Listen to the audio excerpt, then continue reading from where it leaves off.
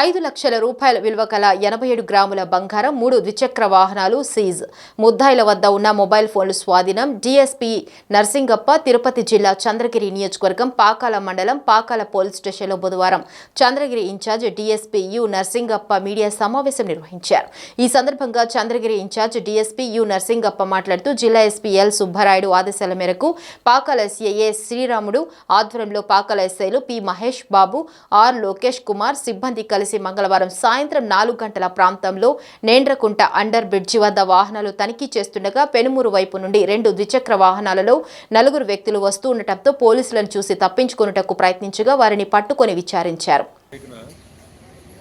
మన నేండ్రకుంట టర్నింగ్ దగ్గర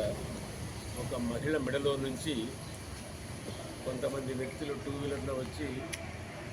మన గొంతులో ఉన్నటువంటి బంగారు తాళిబొట్టును లాక్కొని పోవడం జరిగింది. అక్కడ ఉన్నటువంటి కొంతమంది ప్రజలు వెంటపడడంతో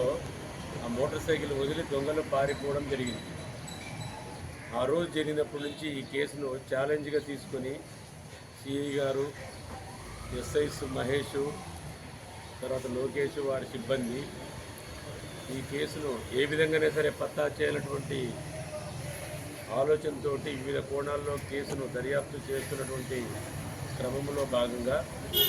నిన్న సాయంకాలం 4 గంటలప్పుడు నీండ్రగుంట హైవే ఫ్లైఓవర్ కింద వాహనాలు తనిఖీ చేస్తుండగా 2 మోటార్ సైకిల్ పైన 4 వ్యక్తులను పోలీసు వారి నుంచి పారిపోయే ప్రయత్నం చేస్తే వాళ్ళను పట్టుకొని విచారించడం, వాడు గతంలో చేసినటువంటి నేరాలు అంటే మనకు పోయిన నెల 16వ తారీఖు నీండ్రగుంట దగ్గర మహిళలో గొంతులో నుంచి